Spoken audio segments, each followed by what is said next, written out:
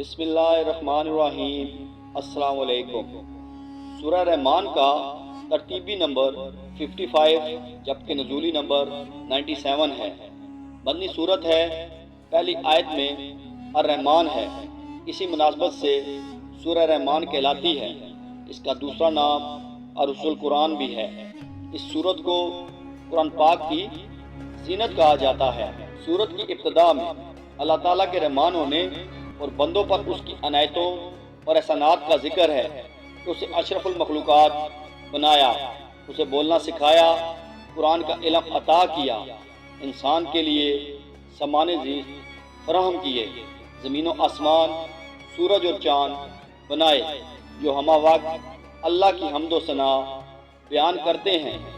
دنیا میں جو کچھ ہے سب فنا ہونے والا ہے، اس لیے دنیا میں کھو کر غافل نہ بنو۔ باقی رہنے والی ذات صرف اللہ تعالیٰ کی ہے۔ انسان اور جنات تو اتنے بے بس ہیں کہ وہ کائنات کے حدود سے بھی باہر نہیں نکل سکتے۔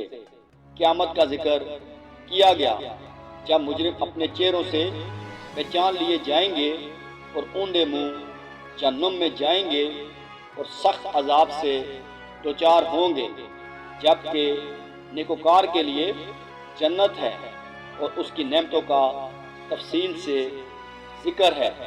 سورہ رحمان میں ابھی آئیے آلائے ربکما تکذبان، پھر تم اپنے رب کی کون کون سی نعمتوں کو جھٹلاؤ گے، 31 مرتبہ آیا ہے۔ اللہ کی تخلیق اور عجائب و مظاہر کے ذکر میں 8 مرتبہ، جہنم اور اس کے عذابوں کے ذکر میں 7 مرتبہ، اور جہنم کے دروازے بھی 7 ہیں۔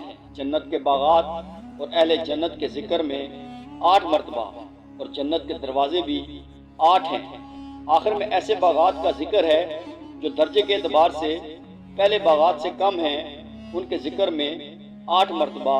اسی طرح بار بار انسان کو متوجہ اور متنبہ کیا گیا ہے۔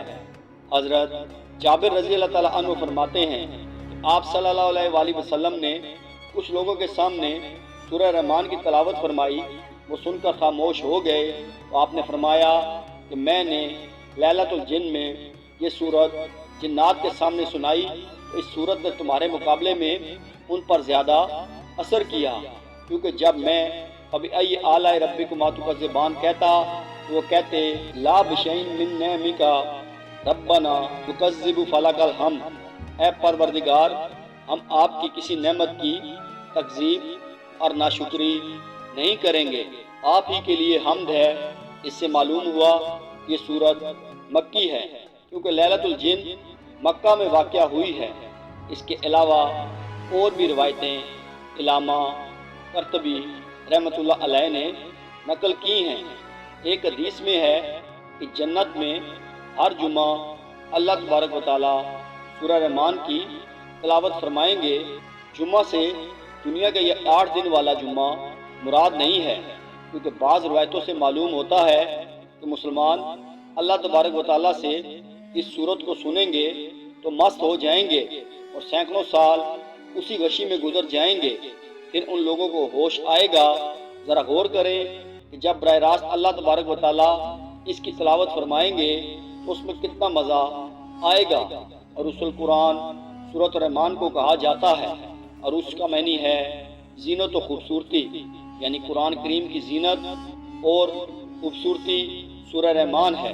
حضرت علی رضی اللہ تعالیٰ عنہ سے روایت ہے کہ ہر چیز کی ایک زینت اور خوبصورتی ہوتی ہے، اور قرآن کریم کی زینت اور خوبصورتی سورہ رحمان ہے۔ واضح رہے کہ مذکورہ حدیث سنداً کمزور ہے، اس لیے اس حدیث کو بیان کرتے وقت ضعف کی صراحت کر دینی چاہیے۔ زاراویل یعنی چمکنے والی اور نور والی، یہ 2 صورتوں سورہ بقرہ اور سورہ آل عمران کو کہا جاتا ہے۔ جیسا کہ صحیح مسلم میں ہے قرآن پڑھو، اس لیے کہ وہ قیامت کے دن اپنے پڑھنے والوں کا سفارشی ہو کر آئے گا، اور 2 چمکنے والی صورتیں سورہ بقرہ اور سورہ آل عمران پڑھو، اس لیے کہ وہ میدان قیامت میں آئیں گی، گویا 2 بادل ہیں، یا وہ صاحبان یا 2 ٹکڑیاں ہیں اڑتے جانور کی، اور اپنے لوگوں کی طرف حجت کرتی ہوئی آئیں گی۔ اور سورہ بقرہ پڑھو کہ اس کا لینا یعنی پڑھنا برکت ہے اور چھوڑنا اس کا حسرت ہے، اور جادوگر لوگ اس کا مقابلہ نہیں کر سکتے۔ ایک پانی کی بوتل لے لیں، 41 دفعہ سورہ رحمان اور 41 دفعہ سورہ تغابن پڑھ کر اس پانی پر دم کر لیں، زندگی بھر کے لیے یہ پانی کافی ہے۔ پڑھنا بھی ایک دفعہ ہے، ایک نشست میں 3-4 افراد بھی پڑھ سکتے ہیں، اور اگر ایک فرد پڑھے تو 3-4 دن میں بھی پڑھ سکتا ہے۔ جو پڑھیں پانی پہ پھونک مار دیں، یہ پانی استعمال بھی کرتے جائیں اور بڑھاتے بھی جائیں۔ کھانا پکانے، چائے بنانے، سالن بنانے، آٹا گوندنے میں استعمال کریں۔ نہانا نہیں ہے، جادو، جنات، دل کے مریض، فالج کے مریض، آنکھیں اندھی ہو گئی ہوں، سب کے لیے عجیب کمال کا عمل ہے۔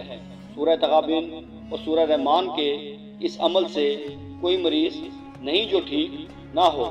دل کے وال بند ہوں، گردے فیل ہو گئے ہوں تو سورہ رحمان روزانہ 21 دفعہ پڑھیں، اور اگر پڑھنا نہیں جانتے تو روزانہ 21 مرتبہ سنتے بھی جائیں اور سورہ رحمان کے اوپر انگلی بھی پھیرتے جائیں۔ نمبر 2، جو بچہ کن ذہن ہو، بچہ شرارتی ہو، کوئی فرد بیمار ہو، اس کے سرہانے سورہ رحمان ہلکی آواز میں لگا دیں، مستقل لگا رہنے دیں۔ نمبر 3، سورہ رحمان پڑھنے یا سننے سے جتنی نعمتوں کا ذکر اس میں ہے مل جاتی ہیں انشاءاللہ۔ نمبر 4، گھریلو مسائل ہوں، انہیں عافیت کے لیے، ڈپریشن دور کرنے کے لیے، جادو جنات کے مارے سارا دن سورہ رحمان پڑھیں بھی اور سنیں بھی، پڑھ کر پانی پر دم کریں، گاڑی، دفتر، ہر جگہ، ہر وقت سنیں۔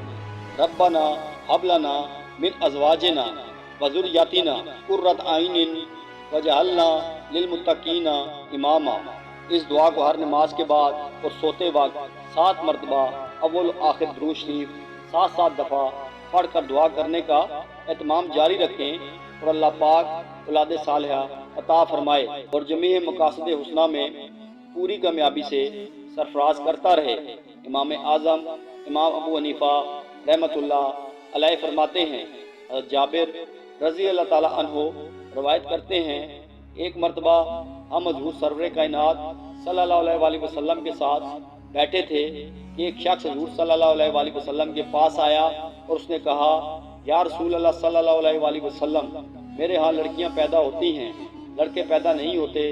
آپ صلی اللہ علیہ وآلہ وسلم نے تو کثرت استغفار اور کثرت صدقہ کی تلقین فرمائی۔ بعد میں وہ صحابی فرماتے ہیں، مجھے اللہ تعالیٰ نے 9 لڑکے عطا فرمائے، اللہ تعالیٰ عمل کی توفیق عطا فرمائے، آمین ثم آمین۔